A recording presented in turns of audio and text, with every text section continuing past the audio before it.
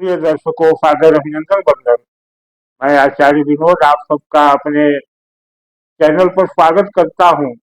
जैसा कि आप देख रहे हैं, मेरा चैनल एक नए कलेवर में प्रस्तुत है, नक्षत्र धाम के नाम से। क्योंकि मैंने अपने ज्योतिषी रिसर्च में पाया है कि व्यक्ति के अवनति और उन्नति के पीछे मूलतः नक्षत्रों का ही योगदान होता है। नक्षत्रों पर कार्य करने के लिए मैं एक नक्षत्र की प्रयोगशाला स्थापित कर रहा हूँ, जिसमें कि नक्षत्रों को बल देने के लिए कार्य किया जाएगा। तो आज नक्षत्रों के इसी विशेषता को बताने हेतु मैंने धनु राशि के अंतर्गत पहला नक्षत्र, जो मूल नक्षत्र होता है, उसका चुनाव किया है। आज के वीडियो में हम चर्चा करेंगे कि मूल नक्षत्र में जन्मे हुए जातक की विशेषताएं क्या होती हैं, उनकी समस्याएं क्या होती हैं और उन समस्याओं का उपाय क्या होता है। कैसे मूल नक्षत्र के जातक अपने जीवन को सुखमय बना सकते हैं। मित्रों, धनु राशि के अंतर्गत पहला नक्षत्र जो है वह मूल है।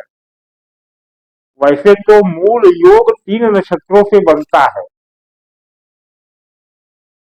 अश्विनी, अश्लेषा, अश्विनी, मघा और मूल। इन तीनों के स्वामी केतु होते हैं।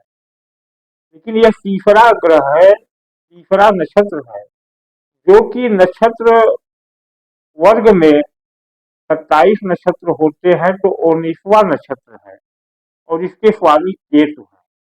अब ध्यान देने की बात है कि केतु नक्षत्र के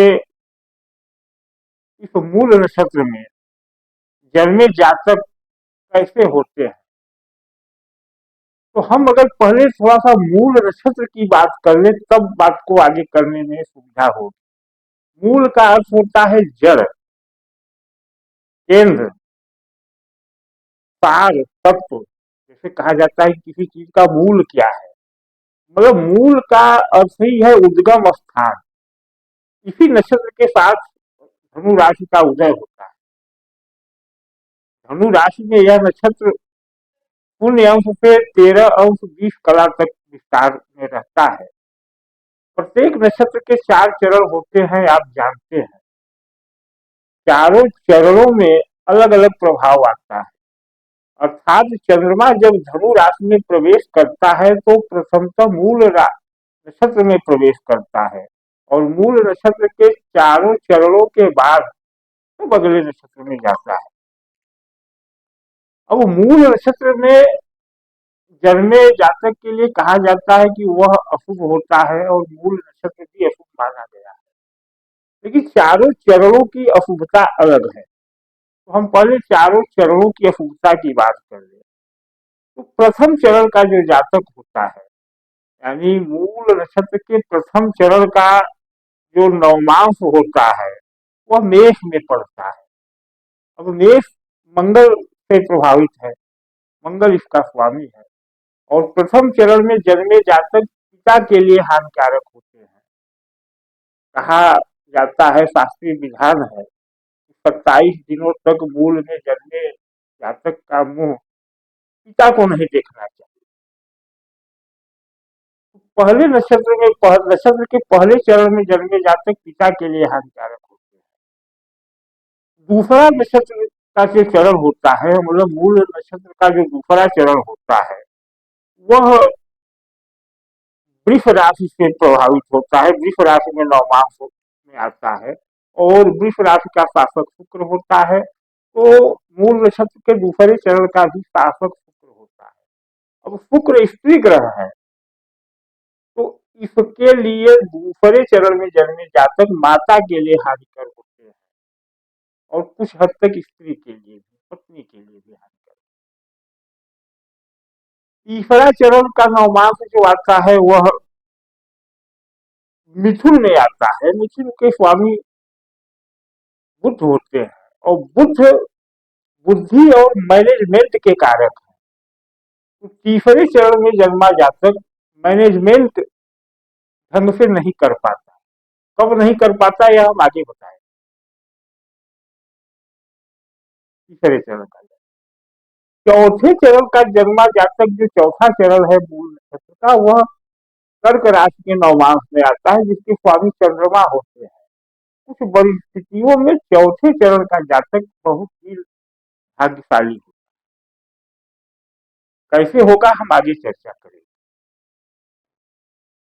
अब बात कर लेते हैं कि ज्योतिष शास्त्र के अनुसार मूल नक्षत्र को अशुभ नक्षत्रों में तो जाना जाता है, लेकिन यह मूल है, केंद्र है, अर्थात आपके मूलाधार का केंद्र है। सारी शक्तियों, सारी अभिलाषाओं का केंद्र हमारा मूलाधार होता है, और यह मूल नक्षत्र उसी को प्रतिबिंबित करता है।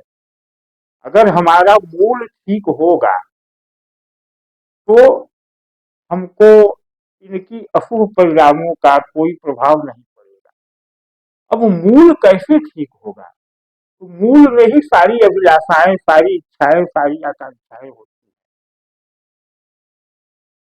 मूल ही केंद्र है। यह मूल निर्मित होता है गर्भ में, क्योंकि शरीर गर्भ में निर्मित होता है। तो मूलाधार को अगर जागृत किया जाए, और मूलाधार भी केतु से प्रभावित होता है, और जन्म कुंडली में मूलाधार का स्थान छठा भाव है, जो अक्षय का भाव है, तो कहने का तात्पर्य कि इस मूल नक्षत्र में जन्मे जातकों के लिए समस्याएं कम हो जाए। अब जरा दूसरे तरफ से समझे। चंद्रमा मन को जाता, चंद्रमा मन है और चंद्रमा कमजोर होगा तो व्यक्ति का मन पीड़ित हो जाएगा। अब केतु के नक्षत्र में चंद्रमा है, केतु चंद्रमा नैसर्गिक शत्रु ग्रह है, और जब चंद्रमा धनु राशि में प्रवेश कर रहा है, और प्रवेश करते ही केतु के इस मूल नक्षत्र के प्रथम चरण में आ जा रहा है। अब वहां चंद्रमा का अंश बल क्या होगा, शून्य से चंद्रमा गति प्रारंभ करेगा, और पूरा मूल नक्षत्र 13 अंश 20 कला तक होता है चौथे चरण में जाकर। पहले चरण में तो शून्य अंश ही है। अब शून्य अंश का चंद्रमा है, और मंगल के प्रभावित नवमांश में है, शत्रु केतु के नक्षत्र में है, तो पितृहानि कराता है। क्योंकि मंगल कहीं न कहीं ऊर्जा का कारक है, और ऊर्जा का प्रतिनिधित्व पिता द्वारा होता है। ऊर्जा का स्रोत माता है, लेकिन प्रतिनिधित्व पिता द्वारा होता है, तो पितृहानि करता है। स्वयं की हानि भी करता है। क्यों?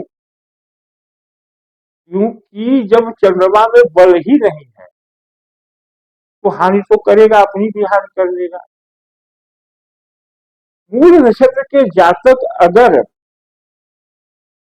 बृहस्पति बलवान हो और चंद्रमा बलवान, चंद्रमा तब ही बलवान होगा जब जातक का जन्म चौथे चरण में होगा।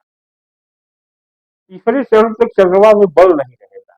हाँ, चंद्रमा शुभ हो सकता है, किसी शुभ ग्रह की दृष्टि से दृष्ट हो, बृहस्पति के साथ हो, बृहस्पति की दृष्टि में हो, शुक्र की दृष्टि में हो, तो बहुत ही अच्छा परिणाम देता है चौथे चरण में जाकर।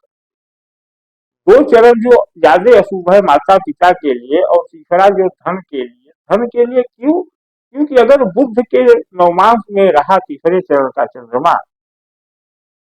तो बुध है मैनेजमेंट, और अगर बुध खराब रहा तो मैनेजमेंट ही नहीं हो पाएगा, और जब मैनेजमेंट नहीं होगा तो हानि तो स्वाभाविक है, तो स्वयं की हानि करेगा।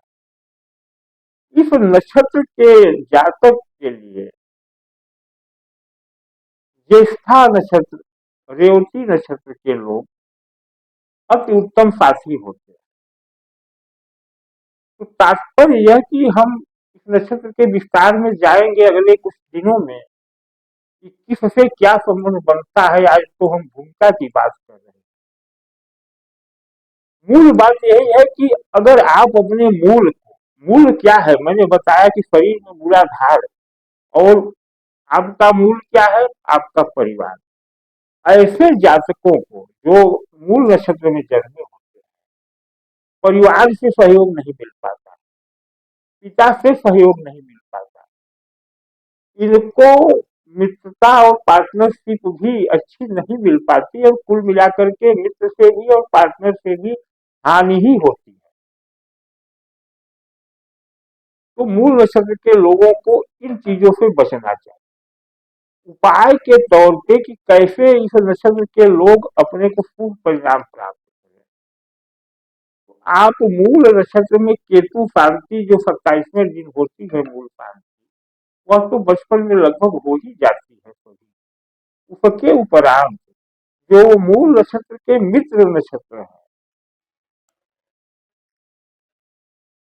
ज्येष्ठा, रेवती, इन नक्षत्रों के ग्रहों की अनुकूलता कुंडली में देखें, और अगर अनुकूल नहीं है तो उन ग्रहों का उपाय करें।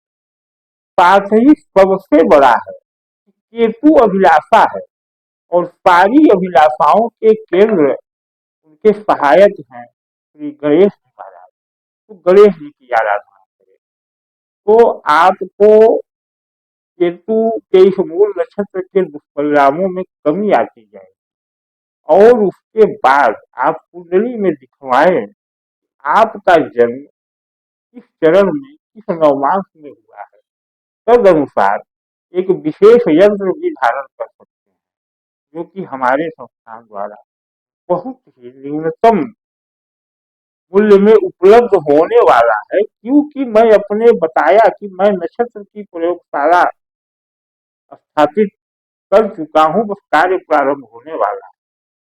और नक्षत्रों की वैकल्पिक व्यवस्था को, उनके बल को वर्धन है, उनके दुष्प्रभावों की शांति है, उसी प्रयोगशाला में यंत्र दिए जाएंगे। तो यह वीडियो आज यहीं पर समाप्त करते हैं।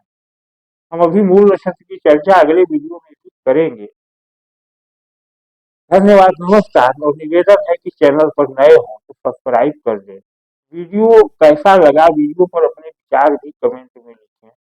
धन्यवाद।